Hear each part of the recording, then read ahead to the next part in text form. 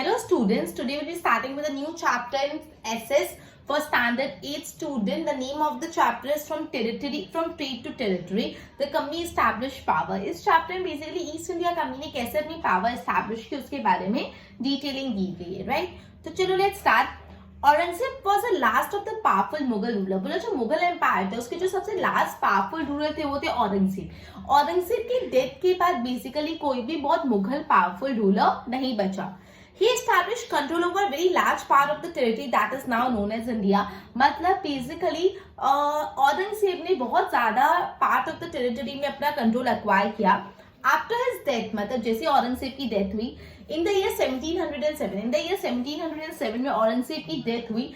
Many Mughal governors and big zamindar began asserting their authority in establishing regional kingdom. मतलब Mughal empire Aurangzeb की death होने के बाद जो भी जमींदार थे या जो सूबेदार थे उन्होंने खुद के छोटे छोटे टेरिटरी एक्वायर कर लिए, ठीक है, रीजनल किंगडम्स बना दिए.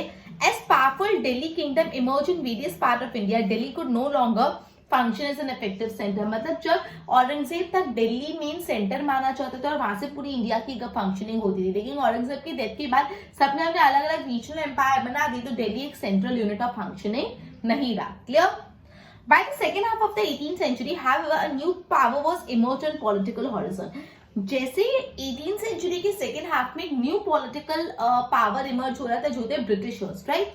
Did you know the British originally came as a small trading company and were reluctant to acquire territory?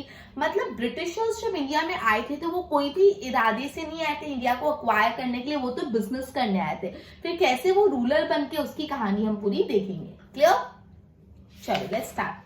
East India company comes east. Okay, in 1600 east India company acquired a charter from the ruler of King Queen Elizabeth I, granting the sole right to trade with the East. So 1600 में जो East India company है उसको जो England के ruler थे queen Elizabeth I ने एक permission दी कि तुम लोग as an East India Company east में जाके रूल कर सकते हो, ईस्ट में जाके ट्रेडिंग कर सकते हो, बिजनेस कर सकते हो. This means that no other trading group in England could compete with East India Company. मतलब बेसिकली जो ईस्ट इंडिया कंपनी था उसको सोल राइट मिला कि वही ईस्ट में ट्रेडिंग कर सकता है इंग्लैंड के बिहाफ पे. मतलब इंग्लैंड में और कोई भी कंपनी ईस्ट में जाके ट्रेडिंग नहीं कर सकती, सिर्फ और सिर्फ ईस्ट इंडिया कंपनी को ये हक था, right? Okay, with this charter company could venture across ocean looking for new lands from which it could buy goods at a cheaper rate and carry them back to Europe to sell at higher price. मतलब ये charter के हिसाब से जो East India Company वो अलग अलग root discover करके अलग अलग जगह जाके सस्ते में माल वहां से खरीद सकती थी और आगे यूरोप में जाके उसको सेल आउट कर सकती थी, ठीक है. The company did not have to fear competition from other English trading company. ये ईस्ट इंडिया कंपनी को कोई डर नहीं था कि उनकी और कोई इंग्लिश कंपनी उसके साथ कंपटीशन में, बिकॉज ये जो एक्सक्लूसिव राइट था ईस्ट में ट्रेडिंग करने का सिर्फ ईस्ट इंडिया कंपनी को ही था और किसी को नहीं था. तो उस कंपनी को बिल्कुल भी कंपटीशन का भी खतरा नहीं था, right? Mercantile trading company in those days made profit primarily by excluding competition so that they could buy cheap and sell dear. The Royal Charter, however, could not prevent other European power from entering in the eastern market. Okay, ये तो क्या, चलो England की कोई दूसरी company वहां पे जाके ट्रेडिंग नहीं कर सकती, लेकिन यूरोप में जो दूसरे कंट्रीज थे वो लोग तो यहाँ पे आ सकते हैं. तो ये चार्टर में इंग्लैंड की दूसरी कंपनी को तो रोक सकते थे, लेकिन जो यूरोप के दूसरे कंट्रीज थे उनको नहीं रोक सकते थे, ठीक है. By the time the first English ship sailed down the west coast of Africa around the Cape of Good Hope and crossed the Indian Ocean, Portuguese already established their presence in western coast of India and had their base in Goa. मतलब जब सबसे पहले Britishers की ship पहुंची India में उस time भी Portuguese ने तो ऑलरेडी कुछ पार्ट ऑफ द इंडिया पे कंट्रोल जमा रखा था और गोवा को अपना सेंटर बना दिया था, ठीक है. In fact, it was Vasco da Gama, a Portuguese explorer, who had discovered the sea route to India in 1498. मतलब जो वास्को द गामा थे, जो पोर्टुगीज एक्सप्लोरर थे, उन्होंने ही सी रूट डिस्कवर किया था इंडिया की तरफ का इन the year 1498. By the early 17th century, the Dutch too were exploring the possibility of trade in the Indian Ocean. अब early 17th century में पोर्टुगीज के बाद डच भी यहाँ पे आ गए, फ्रेंच ट्रेडर्स भी आ गए, इंग्लिश ट्रेडर्स भी आ गए. The problem was that all the companies were interested in buying the same thing. Dutch, French, Portuguese, सबको एक ही चीज इंडिया से खरीदनी. They were interested in buying same चीज. एक ही चीज मतलब same set of things. Okay, the fine qualities of cotton and silk produced in India had a big market in Europe. मतलब जो इंडिया का कॉटन और इंडिया का सिल्क था उसके यूरोप में बहुत ही ज्यादा डिमांड थी. उन सबको यही खरीदना था. फिर पेपर हो गया, अपने जो मसाले होते spices, pepper, cloves, cardamom, cinnamon, two were in great demand. ये जो मसाले होते इंडियन मसाले, फिर इंडिया का कपड़ा, सिल्क, कॉटन, ये यूरोप मार्केट में बहुत ही ज्यादा डिमांड में थे. राइट. ओके.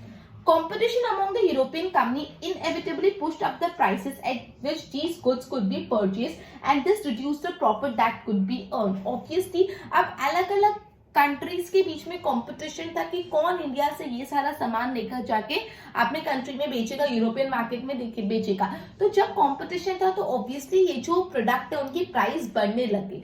जब उनकी प्राइस बढ़ने लगी तो ये जो कंपनीज थी उनको प्रॉफिट कम होने लगा. महंगा मिलेगा तो ऑब्वियसली प्रॉफिट तो कम होगा. The only way the trading company could flourish was to eliminate the rival competition. सिर्फ एक ही तरीका था फ्लरिश करने का, ज्यादा पैसा कमाने का, जो दूसरे कंपटीशन है उनको हटाने का, हटा दो तो ही वो ज्यादा पैसा कमा पाते. The urge to secure market therefore led to fierce battle between trading companies. फिर ट्रेडिंग कंपनी के बीच में लड़ाई चालू हुई. Through the 17th and 18th century, they regularly sank each other's ship. एक दूसरे की शिप को डुबो देते थे. Blockade routes को कब्जा कर लेते थे. Prevented rival ship from moving with the supplies of good. तो क्या करते थे, जो भी राइवल ट्रेडिंग कंपनी थी उनकी शिप को आगे जाने ही नहीं देते थे. मतलब अलग अलग हथकंडे अपना अपना के कैसे भी करके वो लोग एक दूसरे को डाउन करना चाहते थे. Trade was carried out with the arms and trading posts were protected through fortification. ठीक है.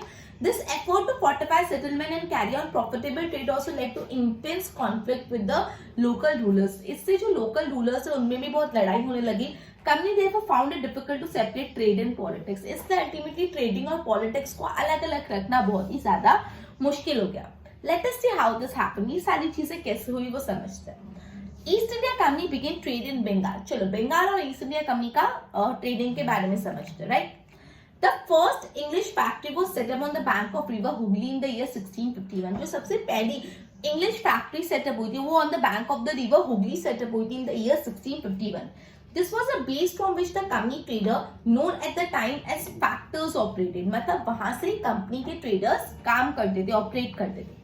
Factory had a warehouse where goods for export were stored and it had offices where company officials sat. मतलब factory का एक warehouse होता था जहाँ पे goods जो उनको एक्सपोर्ट करने थे वो स्टोर होते थे और एक कंपनी के अलग अलग ऑफिसेस होती थी जहाँ पे वो लोग बैठ के काम करते थे. ठीक है. As trade expanded, company persuaded merchants and traders to come and settle near the factory. जैसे उनका ट्रेड बढ़ने लगा तो वो जो भी मर्चेंट्स होते थे और जो भी बेसिकली ट्रेडर्स होते थे उनको बोलने लगे कि तुम फैक्ट्री के आजू बाजू ही सेटल हो जाओ. In the year 1696, it began building a fort around the settlement. 2 years later, bribed Mughal officials into giving the company zamindari rights over the villages. मतलब 2 साल के बाद जो ब्रिटिशर्स थे उन्होंने मुगल लोगों को रिश्वत दी, मुगल रूलर्स को, मुगल ऑफिशियल्स को रिश्वत दी कि उनको जमींदारी राइट्स चाहिए विलेज का. ठीक है. जो रेंट कलेक्ट करने का राइट होता है जमींदारी राइट चाहिए. One of these was Kalikata, which later grew into the city of Calcutta or Kolkata as it is known today. Okay, it also persuaded the Mughal Emperor Aurangzeb to issue a farman granting company to right to trade duty free. अब Britishers ने औरंगजेब को ऐसा भी convince किया कि आप एक फरमान जाहिर करो, एक नोटिस जाहिर करो कि जो भी हमारी ईस्ट इंडिया कंपनी है वो ट्रेडिंग कर सकती है बिना टैक्स लिए, बिना ड्यूटी के. तो मतलब उन्होंने मुगल एम्परर औरंगजेब को ऐसा भी परसुएट किया कि आप एक ऐसा फरमान जारी करो कि जो ईस्ट इंडिया कंपनी वो ट्रेडिंग कर सकती है without paying any tax, without paying any duty. Right. The company tried continuously to press for more concessions and manipulate existing privileges. मतलब कंपनी कंटिन्यूअसली यही ट्राई कर रही थी कि ज्यादा से ज्यादा उनको फायदा मिले, ज्यादा से ज्यादा कंसेशन मिले और जो अभी एग्जिस्टिंग प्रिविलेजेस उनको मैनिपुलेट करके वो ज्यादा से ज्यादा फायदा लेने की कोशिश कर रही थी.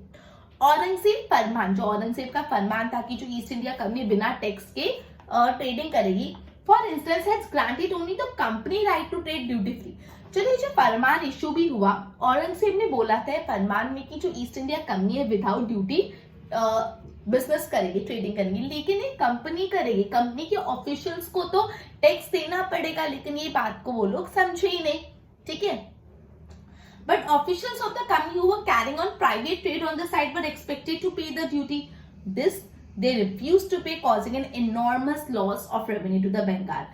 Okay, so क्या हुआ, औरंगजेब ने ऐसा बोला था कि ईस्ट इंडिया कंपनी ट्रेड करेगी विदाउट पेइंग टैक्स, लेकिन उसके अंदर जो ऑफिशियल्स है, जो अलग से अपना ट्रेडिंग कर रहे, अलग से बिजनेस कर रहे, उनको तो टैक्स भरना पड़ेगा, लेकिन वो लोग भी टैक्स नहीं भर रहे थे, कंपनी भी टैक्स नहीं भर रही थी, इससे बहुत ज्यादा रेवेन्यू लॉस हुआ बंगाल को। How could nawab of Bengal Murshid Quli Khan not protest, ठीक है।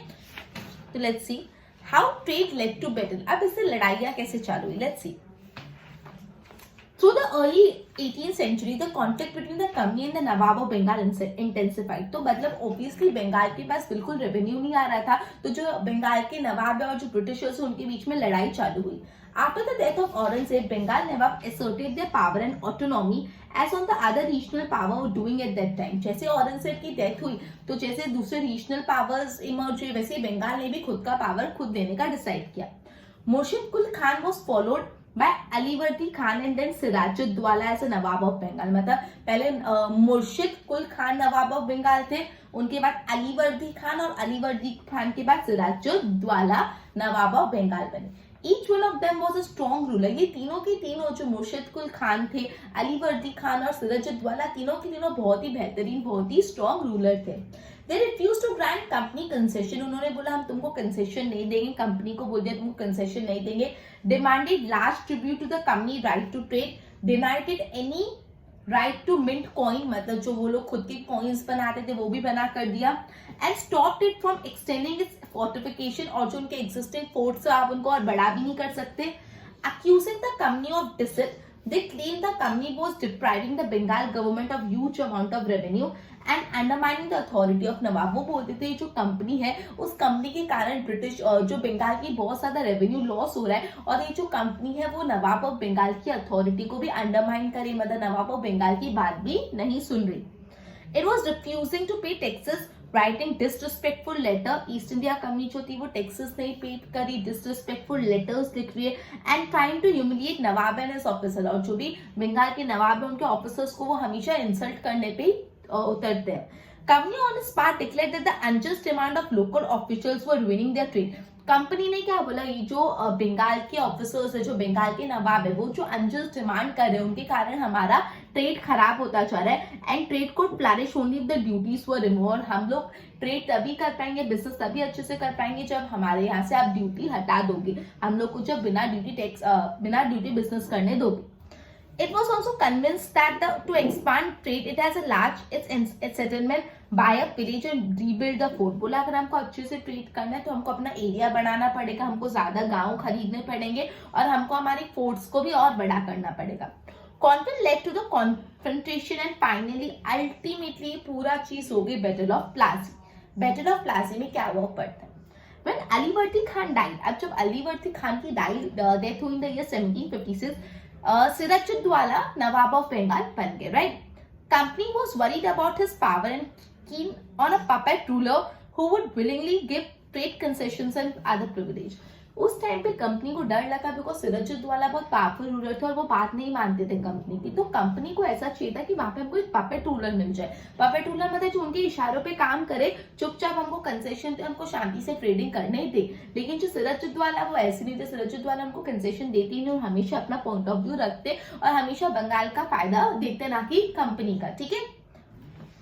So try through without success to help one of the Sirajuddaula rival became the nawab. अब उन्होंने क्या किया, एक सिराजुद्दौला के राइवल थे, उनके साथ दुश्मनी कर दी। बोलते हैं दोस्त का दुश्मन दोस्त, ठीक है। तो बेसिकली यही बात बोली कि जो सिराजुद्दौला के राइवल थे, मतलब जो सिराजुद्दौला को हराना चाहते थे, उससे दोस्ती कर ली ब्रिटिशर्स ने और बोला कि मैं तुझे नवाब ऑफ बंगाल बनाऊंगा, right. And infuriated Sirajuddaula asked the company to stop meddling in the political affair of his dominion. Stop, तो इस चीज से बहुत ज्यादा सिराजुद्दौला गुस्सा और बोला ब्रिटिशर्स को कि हमारे पॉलिटिकल मैटर्स में मत इंटरफियर करो, फोर्टिफिकेशन करना बंद करो, हमको रेवेन्यू देना चालू करो। After negotiation fail the Nawab March with, ये बहुत बातचीत की ब्रिटिशर्स से, वो नहीं माने, तो अल्टीमेटली नवाब जो थे, नवाब ऑफ बंगाल सिराजुद्दौला 30,000 सोल्जर्स के साथ इंग्लिश फैक्ट्री पे गए कसीम बाजार, capture the company officers, company के ऑफिसर को गिरफ्त में ले लिया, उनको कैप्चर कर दिया। Okay, capture the company official, lock the warehouse, उनके वेयरहाउस गोडाउन को लॉक कर दिया, डिसआर्म द इंग्लिशमैन, इंग्लिशमैन के सारे जो वेपन्स थे वो ले लिए, and block out the English ship, English की जो शिप जो जा रही थी उसके भी रास्ते रोक दिए। Then he march to Calcutta to establish control over company fort there, तो कैलकाटा की ओर चलने लगे, वहां की फोर्ट पे कंट्रोल अक्वायर करने। On hearing the news of the fall of Calcutta, company officials in Madras sent force under the command of Robert Clive. और ये बात सुनते से जो कंपनी के ऑफिसर है उन्होंने अपनी भी आर्मी भेजी under the leadership of Robert Clive, reinforced by naval fleet. Prolonged negotiation with Nawab followed. Finally, in the year 1757, Robert Clive led the company army against Sirajuddaulah at Plassey. Ultimately, Sirajuddaulah और Robert Clive की army Plassey पे मिले। One of the main reasons for the defeat of Nawab was the force led by Mir Jafar, one of the Sirajuddaulah commander, never fought the battle. अब actually battle of Plassey में सिराजुद्दौला हार गया, उसका ये reason जो सिराजुद्दौला के army के main commander थे मीर जफर, मीर जफर ने अच्छे से लड़ाई लड़ी नहीं क्योंकि उनको ऑलरेडी रॉबर्ट क्लाइव ने रिश्वत दे रखी थी, ब्राइब कर दिया था। Clive had managed to secure his support by promising to make him Nawab after crushing Sirajuddaulah. Robert Clive ने मीर जफर को बोला था कि तू सिराजुद्दौला को हटा दे, इसके हारने के बाद मैं तुझे ही यहाँ का नवाब बना दूंगा। तो ऑब्वियसली वो इस चीज से अट्रैक्ट हो गया और उन्होंने लड़ाई लड़ी नहीं, सिराजुद्दौला हार गए, ठीक है। और battle of Plassey became famous, it was the first major victory of company won in India. और ये बैटल ऑफ प्लासी बहुत ही ज्यादा फेमस हुआ बिकॉज वो सबसे पहली ब्रिटिशर्स की विक्ट्री थी इंडिया में, क्लियर। तो इस तरह से सिराजुद्दौला जो थे वो बैटल ऑफ प्लासी हार गए। उसके बाद क्या हुआ, let's see. After the defeat of battle of Plassey, Sirajuddaula was assassinated, Sirajuddaula को थ्रोन से हटा दिया और मीर जफर को नवाब बना दिया जैसा प्रॉमिस किया था। The company was still unwilling to take over the responsibility of administration. Its prime objective was the expansion of trade. तभी भी ब्रिटिशर्स को ये नहीं था कि हम लोग को रूल करना है, उनका मेन मकसद था हमको शांति से ट्रेडिंग करने दो, ठीक है। If this could be done without conquest through the help of local ruler who were willing to grant privileges, then territory need not to be taken over directly. Britishers ये बोलते थे उनको अच्छे से बिजनेस करना है, ट्रेड करना है, कंसेशन पे ट्रेड करना है। अगर ये सारी इच्छाएं उनकी वहां के लोकल रूलर फुलफिल कर रहे तो उनका कोई भी इंटरेस्ट नहीं था टेरिटरीज एक्वायर करने का, ठीक है। Soon the company discovered that this was rather difficult. लेकिन कंपनी को पता चल गया कि रूलर्स के सपोर्ट से ट्रेड करना, बेनिफिट लेके मुश्किल हो गया, अब तो हमको खुद ही टेरिटरी एक्वायर करनी पड़ेगी। For even the puppet Nawab were not always as helpful as the company wanted to them to.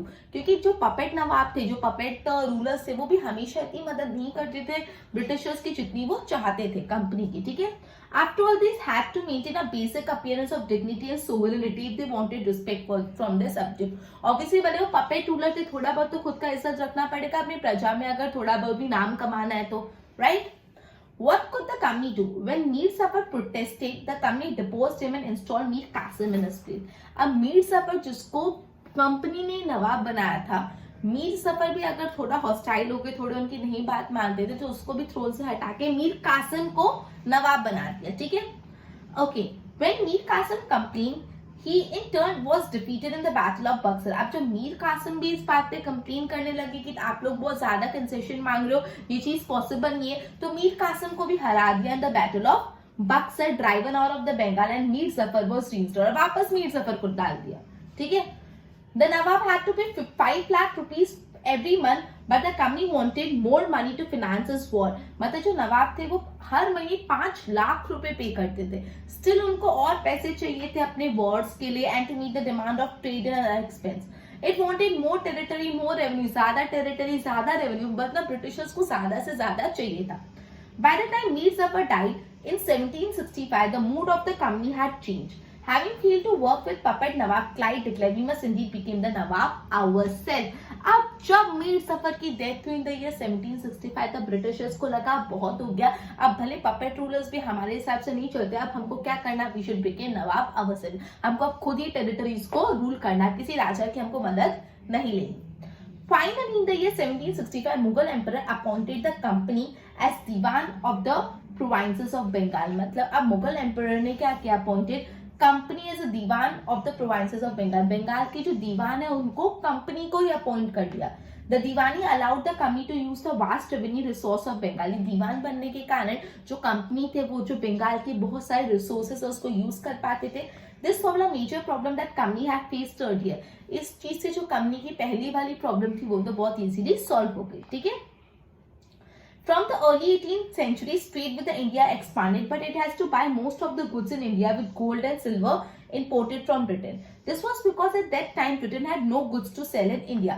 मतलब इंडिया से चीजें जो खरीदते थे ब्रिटेन, वो गोल्ड और सिल्वर बेच के खरीदते थे, बिकॉज ब्रिटेन के पास कुछ भी ऐसा चीज नहीं था जो वो इंडिया में बेच पाए। The outflow of gold from Britain slowed after the Battle of Plassey and entirely stopped after the Assumption of Diwali. मतलब ये जो ब्रिटेन से गोल्ड और सिल्वर आ रहा था ये आउटफ्लो कम हो गया बैटल ऑफ प्लासी जीतने के बाद, और दीवानी राइट अक्वायर करने के बाद तो एकदम ना के बराबर हो गया। न revenue from India could finance company expense, अब तो जो कंपनी का खर्चा उठाने के लिए इंडिया था ही ना, इंडिया के खर्चे पे मस्त कंपनी आराम कर रही थी।